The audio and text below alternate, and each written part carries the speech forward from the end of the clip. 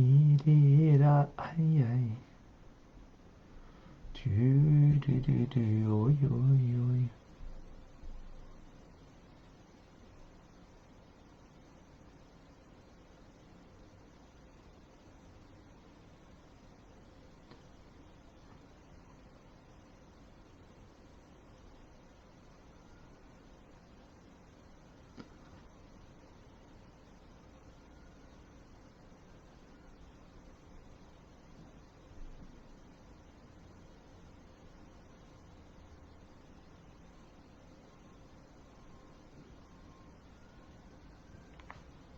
Alrighty.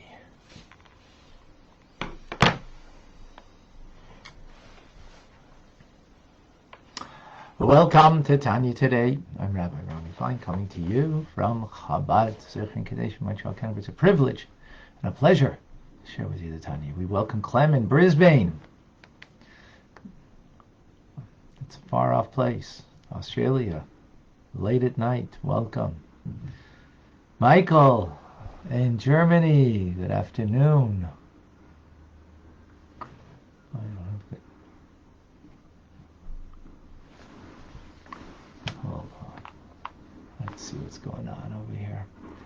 Irma in St. Martin. John was with us in North Carolina. Diane in London, Ontario. Art in Michigan. Joseph in New Jersey. Nazara in Arkansas. Chava is with us in Colorado.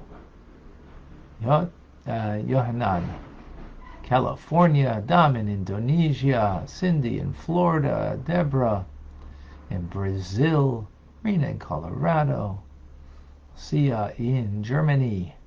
Julia is in Pennsylvania. Paulo in Sao Paulo, Brazil. David in the UK, Manchester. And Thomas is in Poland. Ellie in Saudi Arabia. And in Dallas, Texas, we have Steve, Davida, Liba in New York. Beautiful.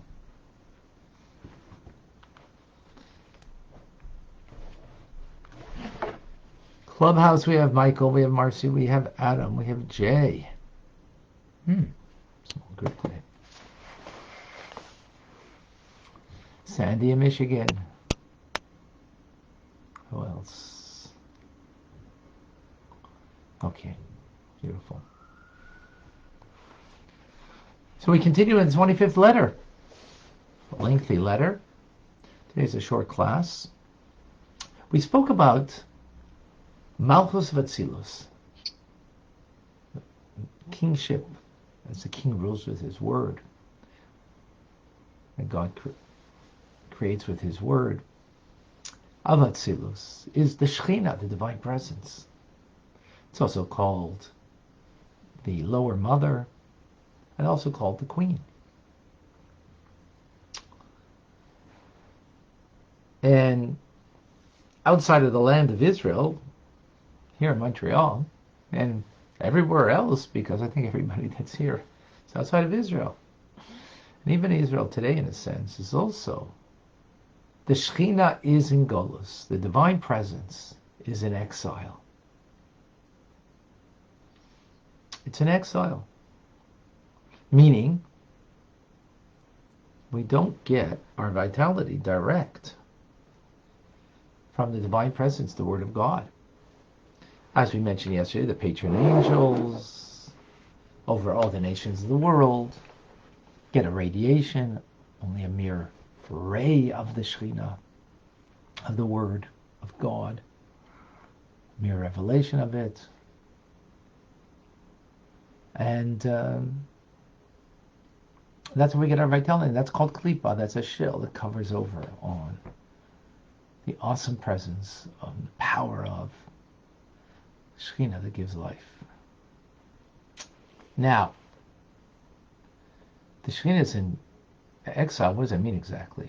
Because when we speak about the Shekhinah, again, it's Malchus of Atzilus, which is an attribute, which is one of the names of God, the powers of God, the name of God. And even though we say that God is one and his name is one, what does that mean? It means the word of God, the speech and the breath of God, figuratively speaking, as the Zohar says, is his name, are singularly and uniquely one with God. Well, if it's one with God, we said that Shekhinah is in exile. What does that mean exactly then? What does it mean that the Word of God is in exile, that the divine presence of God is in exile? If it's one with him, that means God himself also. What does that mean exactly? So he explains, makes a distinction between the essence and the revelation, the core and the light, the ray of light, the radiation. So he explains, the radiation, the efflux of life force that issues from the mouth of the divine, that already can be a division. That already is not perfectly one with God. There is a contraction based on each world.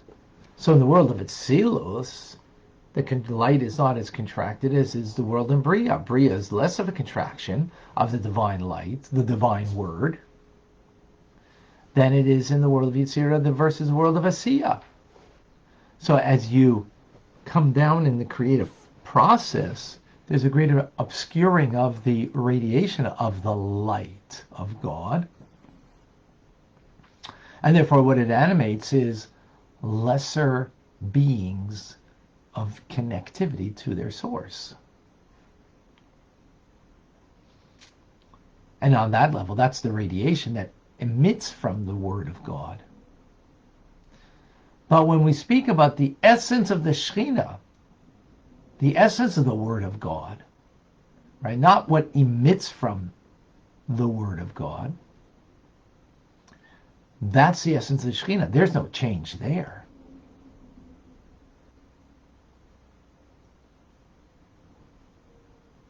Which means that the Ein Sof, the limitlessness of God, there's in the world of Tzilos, is present in the world of Asiya, even in the material world, just the same. Being that through Malchus that carries the essence of the Shekhinah. So there is the essence of the Shekhinah, the Word of God itself, but then there's the Word of God as it emits. So there's distinction, contraction, greater light, lesser light, more revelation, lesser revelation. But the essence, no distinction. Let's unpack that and understand it a bit. Short class, that's it.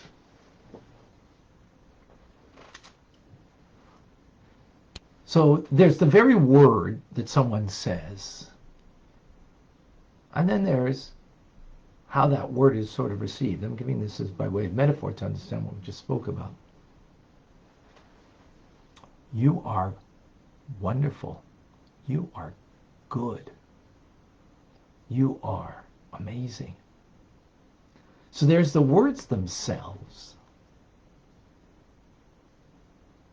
There's the words themselves. You are good, you're wonderful, you're amazing. Right? They don't change. However, different people can take those words and understand them in different ways.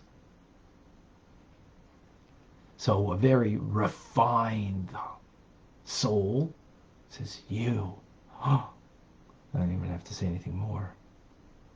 And then the person who said, the fact that it said you, they melt. Soul of Atzilus, right? But then there's, go down. You are. Oh, are. I am. I'm a being. I'm something. First one's just you. The fact that there's, the reflection is, there's only you. You are. Oh, you're something. You're feeling your somethingness. Then you are.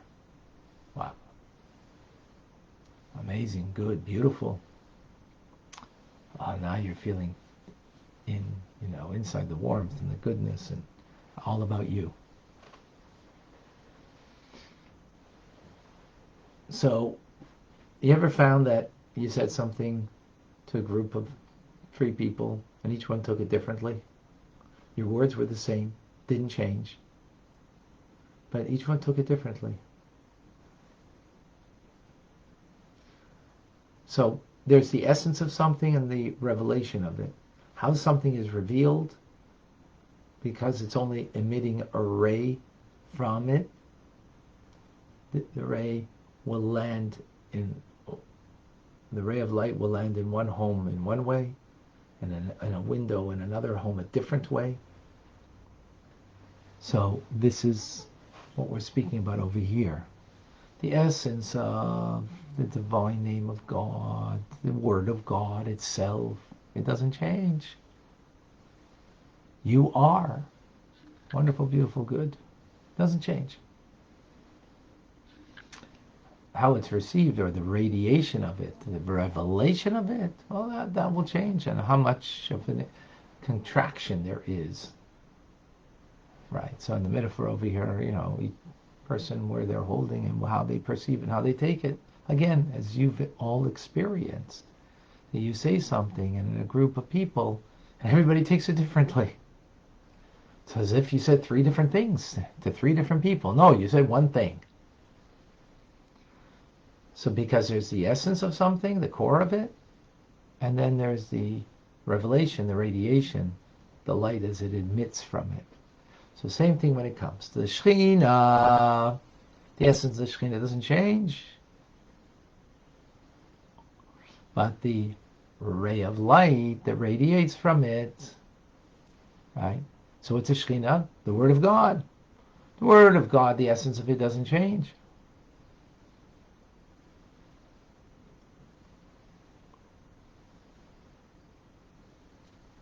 The expression of it, the radiation of it, well, depending on how much contraction there is, so then the light of it, as it radiates, will change. Atzilus is less of a contraction, Bria. More, you'd see even more contraction. Let's see even more of a contraction.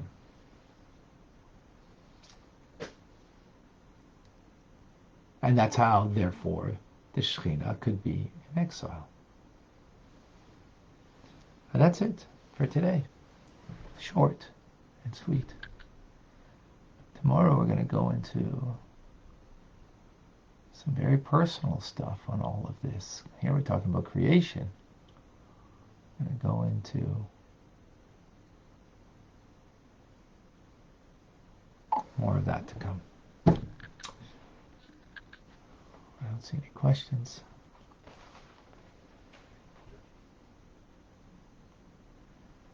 Any comments? All right.